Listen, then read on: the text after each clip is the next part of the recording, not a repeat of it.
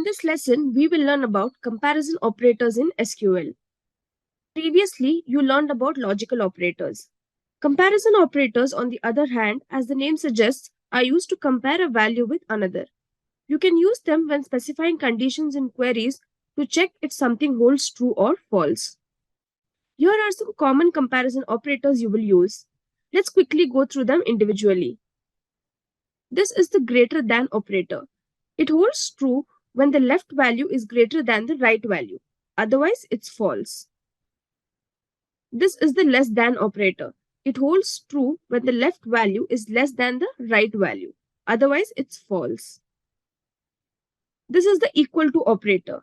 It holds true when the left is equal to the right value. Otherwise, it's false. This is the not equal to operator. You can write them in both the versions shown. It holds true when the left value is not equal to the right value. Otherwise, it's false. This is the greater than or equal to operator. It holds true when the left value is greater than or equal to the right value. Otherwise, it's false. And finally, this is the less than or equal to operator. It holds true when the left value is less than or equal to the right value. Otherwise, it's false. Now that we have introduced these comparison operators, let's see some hands-on examples using our case study on dbfiddle. We will be referring to the user activity and past activity tables. First, we'll cover some code that refers to the user activities data. I already have the DDL and the insertion commands with me for the associated table. This will be provided to you for reference on the LMS. Let's observe the rows we get from our table user activity. Let me run this query. As expected, we have all the observations from the user activity table. Now it's time for the comparison operator. Here is a sample query where the column engagement is greater than 1. Here we are showcasing the greater than operator. Note that for all our examples, we'll keep this line constant. We will be selecting all the columns from our user activity table. Now, pay attention to the where clause. We want to return the observations where the engagement is greater than 1. That is, the values under the column engagement should be greater than 1. Now let us run the query. Hence, we get this output. Both these rows have values in the engagement column that is greater than 1. That is 2 and 7. Now let us try the less than operator. Let us replace the greater than symbol with the less than symbol. Here we expect that this should return the observations where the engagement value is less than 1. Let us run the query. And thus, we have the solo row in which the engagement value, that is 0.09, is less than 1. Now let's observe with an equal to operator. Let's replace less than with equal to. This time we need to return rows that have the engagement value which is exactly equal to 1. Let us run this.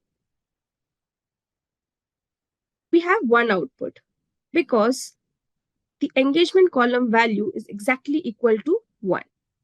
Now let us use the not equal to operator. We can use both the symbols. That is not equal to or the symbol. Now let us run this query.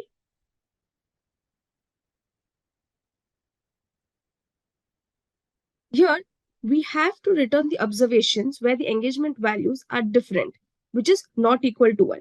So we have these rows where the engagement value is not equal to 1.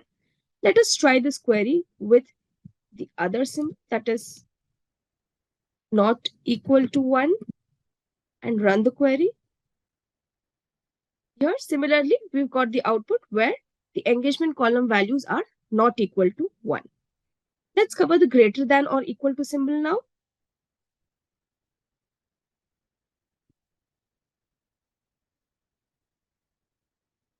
Here we are specifying the condition with engagement values greater than or equal to 1. So it could be more than 1 or it could be exactly equal to 1. Let us run the query.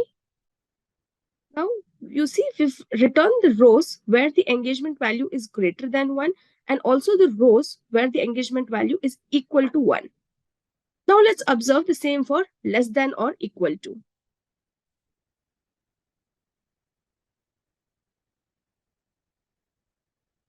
Here we are specifying the condition with the engagement values should be less than or equal to 1. So it could be less than 1 or it could be equal to 1. Let us run the query. As you can see here, one engagement row has the value equal to 1 and the other has less than 1. Now, in the last lesson, we observed the working of logical operators. However, we skimmed over the any and all operators. Both of these use comparisons of a value with some values from a subquery. It will be clearer with an example. So let's go over and see an example in our dbfiddle. Before we proceed, note that along with our user activities table, we will also refer to the user past activities table. I already pasted the corresponding code for the DDL and insertion command. This will be provided to you for reference on the LMS. Now, let's observe the rows we get. As expected, we have all the observations from the user past activity table. Let's now observe this code snippet involving the any logical operator. Pay attention to the where clause.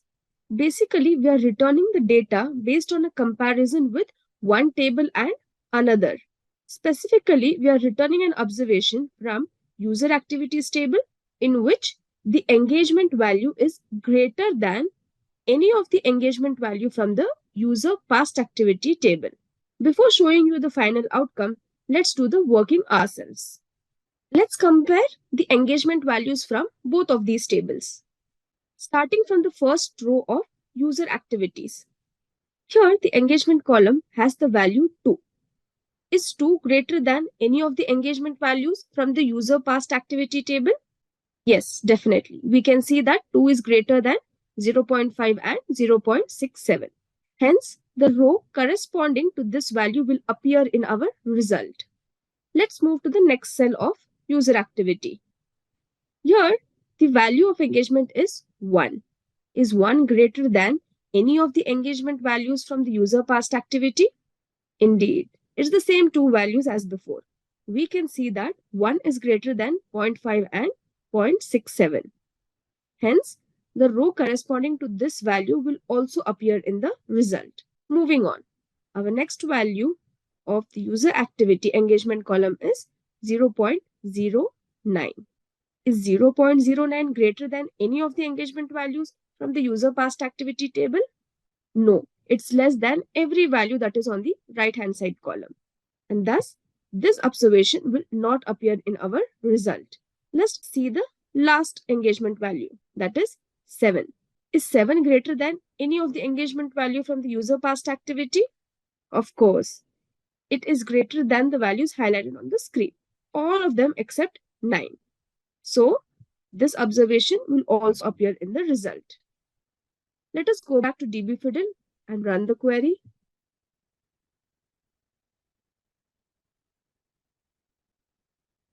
Finally, we get this outcome of running the code. These are the 3 observations we arrived at corresponding to our working on the previous slides. Now let us try the all operator. Here is the query with a minor change. In this code, we replaced the comparison operator with the less than symbol and we replaced the any operator with all. Now in this case, we will return an observation from the user activities table in which the engagement value is less than all of the engagement values from the user past activities table. Let's do the working ourselves by comparing the engagement values from both of these tables. First, is 2 less than every engagement value on the right hand side column? No, that's not true. 2 is only less than these 3 values, that is 3, 9 and 6.67. Hence, this row will not show up in our final result. Let's check for the value 1. Is 1 less than every engagement value on the right-hand side column? No, it's only less than these 4 highlighted values. Since it is not less than 0.5 and 0.67, that is, all of the values of the user past activity table, this row will also not show up in the final result. Now we will check for the entry 0.09. Is 0.09 less than every engagement value in the user past activity table? Yes, indeed, it's less than all these values. Since the condition is satisfied, this row will show up in the final result. Let's compare the last row, that is 7. Is 7 less than all of the user past activity engagement values column? No, it's only less than one cell, that is 9. Since it is not less than all of the values, this row will also not show up in the final result. Let's go back to dbfiddle and run this query. Therefore, in our final result, we get this sole observation. Okay, now we have seen several comparison operators with the help of an example. In the next lesson, we are going to learn about SQL wildcards.